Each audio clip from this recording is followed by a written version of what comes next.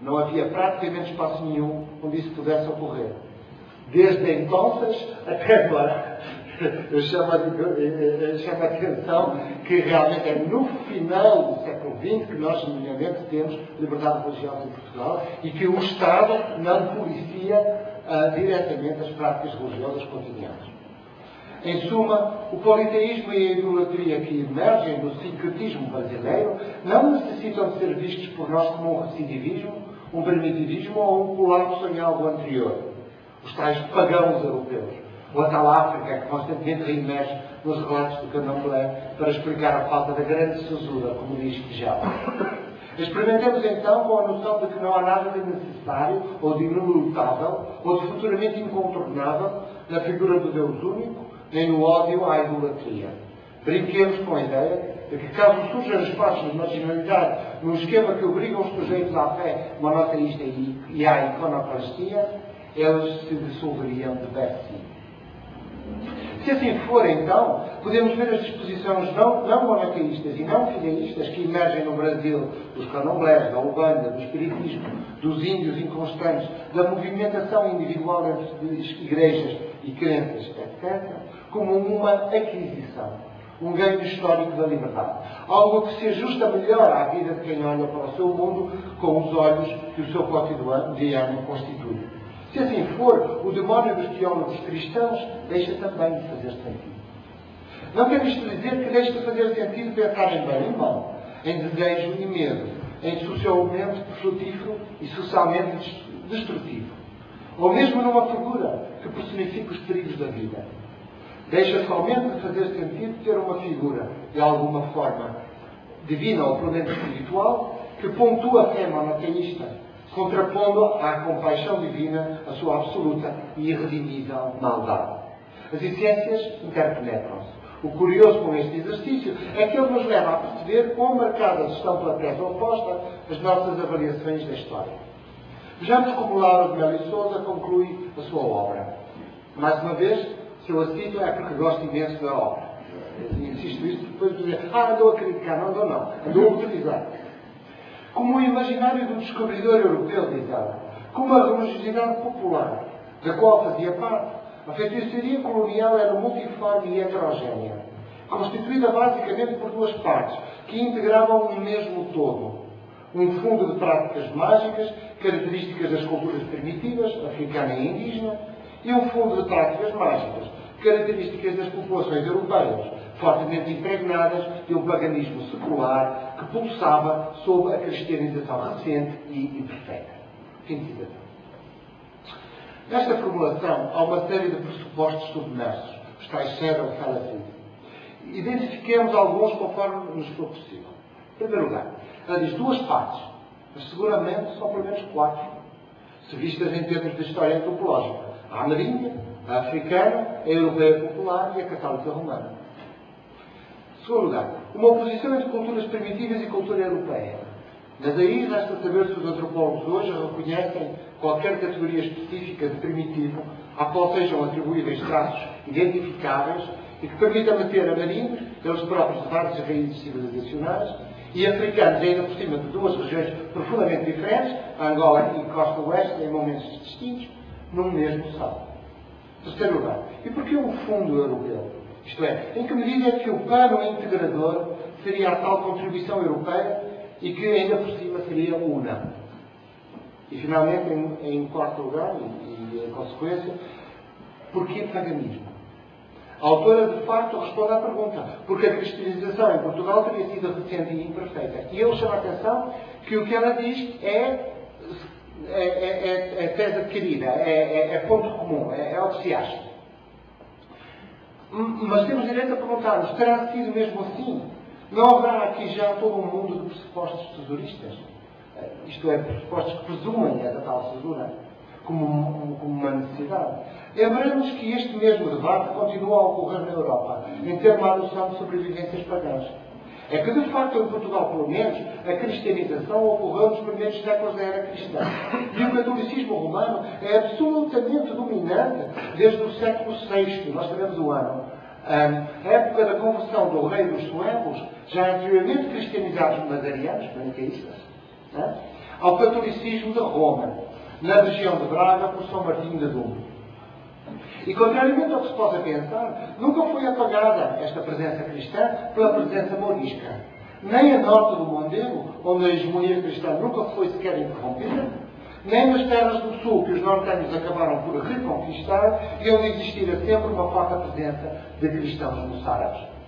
Assim, há que concluir que, pela altura em que os portugueses se meteram a policiar mentes no Brasil, já passava mais ou menos um milénio desde a implantação do cristianismo na Terra-mãe. Seguramente tempo suficiente se o que estava em causa era o povo acabar de perceber a doutrina romana e esquecer-se de outras teologias anteriores. A questão que se levanta é como pensar estes assuntos fugindo aos pressupostos modernistas, já que estes permeiam tão completamente a nossa historiografia e as nossas doutrinas sobre o social. E ainda por cima, permeiam também o nosso material empírico, porque as pessoas que convocavam os estudados eram da época moderna e acreditavam nessas coisas. E, portanto, há um fenómeno de reflexo. Pois bem, a minha proposta é que o diálogo brasileiro deixe de ser visto como uma sobrevivência e passe a ser visto como uma emergência. Algo de explícito e de próprio ao contexto brasileiro e às conjunturas estruturantes próprias de um país onde a marginalidade, por relação ao poder constituído, se reimpõe constantemente. Tal é objetivado tanto na marginalidade própria às situações de sobreexploração, tais como a escravatura ou a pobreza extrema, como na marginalidade esporádica, mas recorrente, das terras devolutas, a marginalidade dos grandes espaços, das fronteiras interiores, mas também da grande maioria dos terrenos urbanos de Salvador e do Recôncavo, por exemplo, onde a propriedade da terra continua a não ser absoluta e onde, em muitos casos, continua ainda hoje a viver num ambíguo regime anfiteútico. O Brasil cativo da besta-feira, eu aqui estou a citar, claro, o livro do Otávio Plano, e o Brasil pactário do Grande Sertão juntam-se ao Exu e à Maria Padilha dos candomblés e umbandas para formar um complexo que, se inicialmente sincrético e de muitas, não só duas raízes, há muito que deixou de o ser. A luta que hoje os crentes, é assim que eles se chamam, travam nas novas igrejas evangélicas do Brasil para exorcizar os demónios, é afinal uma nova versão da luta que a Inquisição e mais tarde o aparelho jurídico burguês levaram por diante contra essa religiosidade plural que a marginalidade brasileira produzira e perpetuara e contra essa concepção difusa do mal que ela permite e encoraja. A perseguição policial aos candomblés, cujos detalhes pueris mas sinistros Anderson Carneiro relata ainda para a década de 40, fazia parte do mesmo trabalho de purificação cesarista. Esse policiamento, tanto quanto o constante remeter para as origens aleogénicas, pagãs, primitivas, africanas, por parte dos grandes defensores do candomblé, são parte do trabalho simbólico que torna as religiões populares brasileiras sincréticas, quando afinal elas só são aparentemente mais sincréticas, portanto, tantas outras como o Islão ou o cristianismo, cujas origens não são nada menos plurais. Essas concepções idolátricas não fideístas e não monoteístas preocupam os que as perseguem ou denigrem e empolam os libertários que as adotam, com justa causa, porque têm o condão de ser anti-hegemónicas, já que não dependem dos aparelhos teológicos e legais dominantes. A nova sociedade de consumo emergente e a nova classe de funcionários do terciário, que a ela começaram a ter acesso através dos mass media, defrontam-se com o mesmo terror perante o politeísmo e a idolatria que assaltava a elite colonial e que no seu tempo tanto atemorizou as elites burguesas. Não está em causa, note-se, um qualquer abandono do tropo demoníaco. Trata-se de uma procura de reposicionamento face a ele. De facto, o politeísmo brasileiro abre a porta a toda uma série perturbante de negociações com o que pode ser mais ou menos mau. A utopia modernista revela-se como vácua face a esse mundo onde as margens se difundem, as existências se interconectam. Em termos éticos, mas também em termos morais e sexuais, abrem-se caminhos a uma maior permissividade de costumes, a uma menor repressão sexual, a uma negociação de identidades ambíguas que a ordem moderna polariza inexoravelmente. Esta ambiguidade não é meramente uma característica popular, ela pervade toda a tradição intelectual brasileira. Assim, podemos abordar de nova forma essa capacidade para lidar com o moralmente inominável que caracteriza autores centrais da tradição intelectual brasileira, como Gregório de Matos ou o seu amigo Padre António Vieira, no tempo em que a coisa se formava. Ou Oswaldo de Andrade, Mário de Andrade ou Nelson Rodrigues, no tempo em que a coisa se tornava patente perante si mesmo. Mas, sobretudo, isso explicaria a libido curiosamente incontrolável de alguns dos mais respeitados autores académicos brasileiros, como o Nino Rodrigues ou o Gilberto Freire. Tão perplexos deixam os franceses, não é? Então, a secção seguinte chama-se Uma Diversidade de Demónios. E é sobre essa questão da diversidade dos demónios. No Brasil, tanto na imaginação literária como na popular, a imagem do canibalismo funciona como trilha preferencial de integração cosmológica. Nós sabemos. A fundacional antropofagia guerreira dos Tupinambá junta-se à antropofagia diabólica dos pactários sertanejos e ambas encontram sua atualização moderna na antropofagia económica do cativeiro, dos entranhos, das usinas, das favelas, em que eu estou a citar o José Sérgio Leite Lopes. Esse universo de cruezas, como lhe chamam da massa. Há que constatar que o Brasil se demarca pela prevalência e a pertinência das representações demoníacas e pela forma como elas assumem um caráter identitário nos discursos sobre si mesmo, enquanto nação. Tanto por parte de quem, acreditando no diabo, o quer utilizar, seduzindo ou exorcizando, como por parte de quem, não acreditando, vê no contraste Éden-Hades uma chave interpretativa para o Brasil. E esse é, afinal, o sentido do tropo demoníaco, em obras como a de Olavo Bilac, Guimarães Rosa, Bernardo Guimarães ou Ariano Suassuna. Este, eu devia ter dito Bernardo Guimarães antes, ok? Esse último diabo é também um dos letrados paulistanos, o da antropofagia que nos une, o diabo não já da época moderna, mas do modernismo. Ele é sempre e sem dúvida um outro, sim, tal como era o demónio da Inquisição. É um outro, mas já não é um outro exterior, ameaçadoramente exótico. As divindades divino-diabólicas, como lhe chama o Ariano Suassuna, que funcionam como referente abrangente da literatura e ensaísmos brasileiros dos finais do século XIX e século XX, são internas, são fator da inextricável da nação brasileira, do povo brasileiro. São a marca da sua inconformidade consigo mesmo, da sua dilematicidade, para voltar a recorrer à formulação de Damão. O diabo, cujo despacho eu encontro, por acaso, numa encruzilhada do Porto de Maragogipe, podemos mostrar alguma fotografia, configura a inversão do mundo em que eu vivo. O pacto que com ele eu faço abre as portas do meu mundo ao imprevisto, à desordem. Mas esse mesmo diabo que encontro na encruzilhada sempre já me seduzira antes. Eu era sempre já seu cativo. O meu mundo tinha já dentro de si o germe dessa desordem e só existe como reação ao potencial da sua própria inversão. Ora, o Brasil antropofágico confronta-se tanto com a alteridade interior e recidivista da selvageria, como com a alteridade exterior e futurística da civilização. A dilematicidade é causada pela disposição utópica, pela aderência ao programa moderno que Bruno Latour apelida de purificação crítica.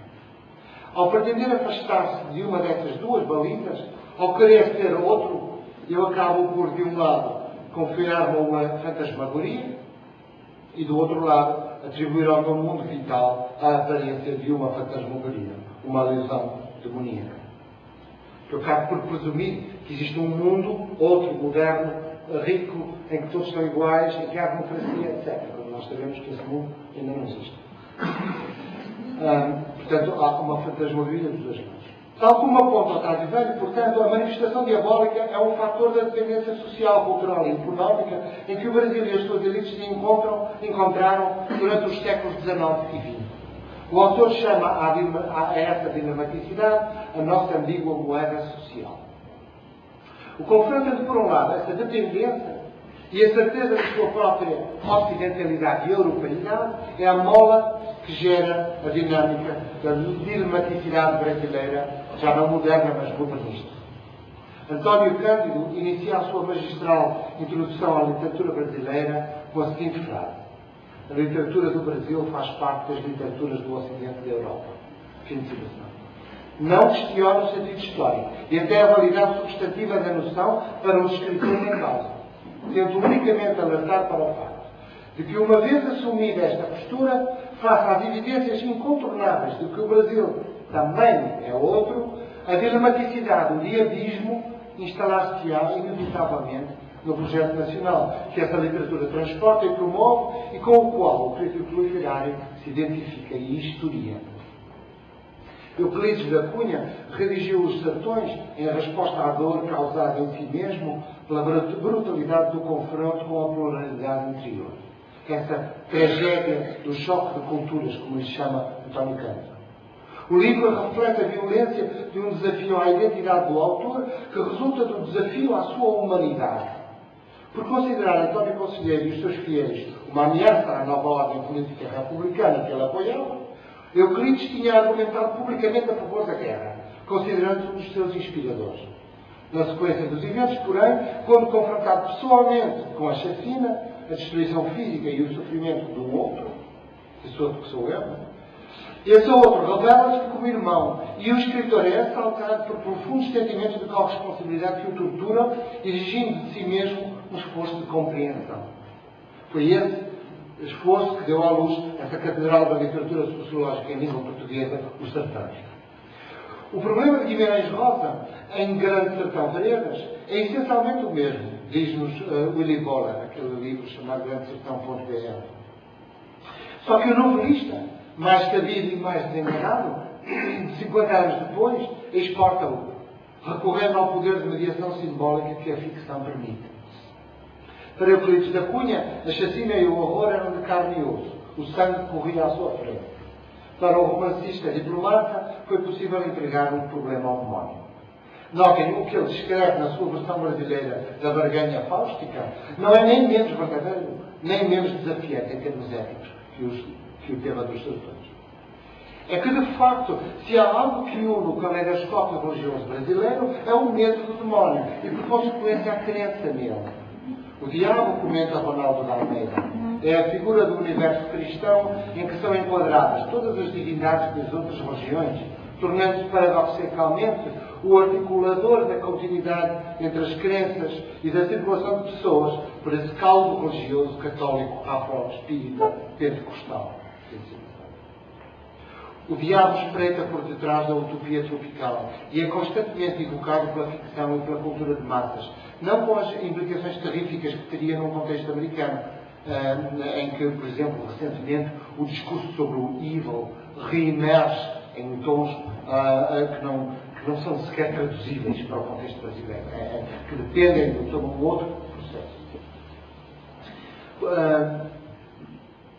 Portanto, ele é evocado não com as implicações terríficas que teria no contexto americano, por exemplo, mas com o lado lúdico e manipulável que caracteriza a sua aparição pública no Brasil. Eu devo dizer que eu fico espantado e surpreendido. Fui com uma pessoa que não é brasileira ver Vixe Maria, Deus e o Diabo na Bahia, não sei se algum de vocês viram, é uma peça, e fico surpreendido pela alegria da audiência. O prazer que aquilo causa na audiência. E a pessoa estrangeira ao meu lado não estava a compreender absolutamente nada. Já estava a ver uma coisa sobre o demónio, meu Deus, quer dizer, afinal. Ora, aí despontam com precisão quase clínica os 3 defeitos que o personagem central de Ariano Suassuna, no romance da Pedra do Reino, terá supostamente contraído. Ele diz de si próprio, felizmente, contraí 3 importantes defeitos. O desvio histórico, diz ele, o desvio obsceno e a galhofa demoníaca. O riso dele, diz ele, não era de desespero. É apenas que eu vejo a danada em todos os seus aspectos. Perante essa visão, confessa ele, acabou por se tornar, de facto, ele diz de si próprio, um safado galopeiro e galhofeiro. Impulso quase inevitável face ao drama da dilematização. A seriedade e a crença dissolvem-se quando confrontadas com metáfora demoníaca. Numa nota semelhante, o próprio Olávio Bilac exclama ao concluir o seu ensaio. Mas não nos demoremos sobre este horror. Vamos antes rir um pouco à custa do diabo, por cuja culpa tanta gente tem sofrido, chorado e morrido até neste mundo. Fim de citação. A tragédia inscrita nesta frase oximorónica é, julgo eu, uma magnífica manifestação de como o tropo demoníaco acaba por condensar o sentimento brasileiro de si mesmo como dilemático. Então eu queria falar um bocadinho, se ainda tenho tempo, tem? Queria falar um bocadinho deste conceito de nação de pactários. E a propósito de pactários, parece que não há tradução para inglês desta palavra, o que é bem interessante. Eu tentei Bacterian e disseram-me que não dá, que não existe tradução para Bacterian. Na convincente leitura do Willy Bola, também Guimarães Rosa, em Grande Sertão Veredas, nos propõe que o Brasil seja uma nação de pactários. Perante a constante ameaça do mal, todo o bem-estar possível dependeria de um pacto demoníaco, um negócio com o mal. O argumento é convincente, mas ficamos ainda afinal com a pergunta: um pacto com quem? Qual o demónio do pacto, por outras palavras? Como já vimos anteriormente, a questão é relevante, já que nem todos os demónios são o mesmo, como também nem todos os deuses o são. O demónio vem em famílias. Para cada pecador o seu demónio. Ou melhor, a frase redonda de Olavo de Bilac, tão certa que cada homem imagina o diabo de acordo com o seu próprio temperamento. O mesmo cachorro atrevido, escrito na letra de Goethe e na de Ariano Suassuna, acaba por assumir o aspecto de uma matilha, pluralizando-se. O contexto teológico, ou mais simplesmente simbólico, no qual se espelha o conceito politécnico de demónio, determina largamente o seu significado, assim como os poderes que lhe são atribuídos e ainda as implicações do recurso a esses poderes, por maioria de razão. Ao falarmos do diabo, demónio, Belzebu, Satanás, capeta, saci, capora, bode velho, besta-feira, Exu, Maria Padilha, Pomba Gira, etc. E isto não é uma lista, e esta lista tem ordem, como vocês viram. Todos mais ou menos sabemos do que estamos a falar, porque há um largo espectro de superposições e semelhanças. Mas isso não significa que não surjam também outras tantas áreas de divergência. Como sugeriria Donald Davidson, eu sou enganado pela nossa língua comum. Tanto se pensar que esses demónios são todos o mesmo demónio, como se não lhes reconhecer consideráveis parecenças. É que partes largas das suas histórias são afinal comuns, mas outras divergem. Se o capeta surge como princípio da morte, a verdade é que essa morte raramente está longe de uma reformulação da vida. A aliança demoníaca predatória está inscrita nessas fantasias galhofeiras redundentes de sexualidade transgressora. O cachorro demoníaco de Suassuna não se limita a fazer rir enganosamente as suas vítimas, como o de Goethe. De facto, ele também produz risos, mas não abanando a cauda. Antes sim conspurcando a senhora mais beata e honrada da vila. Perdoe-me, fodendo-a, como acaba por admitir o marido senil. Veja o que ele estava a dizer. Esta ambivalência demoníaca que Laura de Melo e Sousa encontra nas fantasias sexuais que os inquisidores impunham aos seus sujeitos de tortura, também surgem no Exu duas cabeças que se vende no mercado de São Joaquim e em tantas outras manifestações demoníacas. Assim, no Brasil, vamos encontrar um discurso explícito e uma elaboração imagética intensa sobre esse deslize dos géneros do diabo, que aponta menos para um discurso sobre género, na acessão antropológica do termo, e mais para um discurso sobre sexualidade e a forma como esta permeia o cotidiano, na minha opinião. Concluo, então. Tal como o Bilac já apontara, podemos identificar dois polos entre os quais se estrutura a imagem ética plural do Brasil demoníaco. Ele diz: falava do zelo da feitiçaria dos pretos das sanzalas no tempo do cativeiro. Pois bem, nas lendas do nosso sertão também há a tradição do Shabat. Fim de citação. Não estou aqui a sugerir que exista Shabat no Brasil. A Laura de Melo e Sousa disse que não havia, e acho que ela tem mais razão que o Olavo de Bilac. Mas essa não é a questão. Se o capeta sertanejo, tipificado na figura do bode velho, se aproxima mais de um mundo maniqueísta, em que o princípio do mal surge como identificável face ao bem, já o polo contrário do Exu costeiro, plurissexual e ambivalente, imanente a todas as divindades, perde a sua diferenciação maléfica. O primeiro, mais facilmente alterizável, remete paradigmaticamente para o princípio do pacto. O segundo, imanente e menos perceptivelmente externo, remete sintagmaticamente para o princípio do cativeiro. Entre os dois princípios e na sobreposição de ambos, se constitui todo um campo de variações demoníacas, cuja matriz principal é a impossibilidade de se formular a si mesmo. Essa bipolaridade referencial, face à invisibilidade do mundo vivido, surge expressa na literatura brasileira por meio do recurso a mediações fantásticas. Se insiste que na ambiguidade sexual do demónio o tema do género é menos importante que o da sexualidade, é porque essa erotização surge como recurso comum para a formulação de uma autoimagem do país em que o amor e a violência não só coexistem, como se conjugam.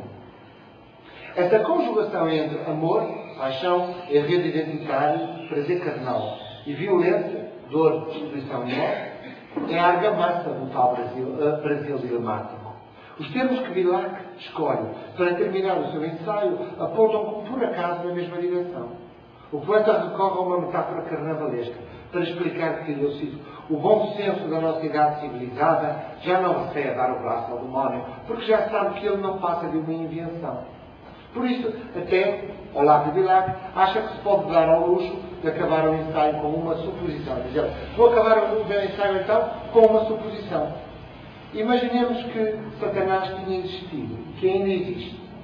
Se assim fosse, logo se lhe imputariam duas importantes invenções: o beijo da mulher e a ciência. E assim termina.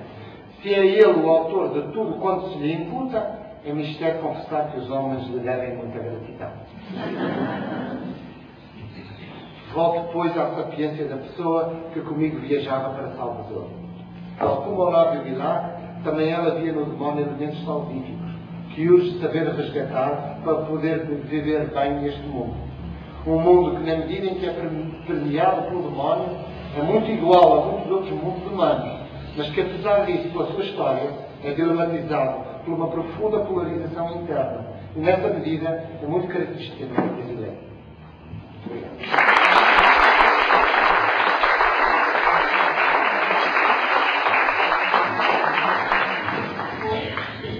Só tenho a agradecer e gostaria que todos os antropólogos conseguissem nutrir diálogos com seus anfitriões, com quem faz em pesquisa, como o João acabou de fazer aqui. Então, eu convido também aqueles que assim desejarem e tiverem força, que se dirijam à Assembleia da Final da Antropólogos. Muito obrigada.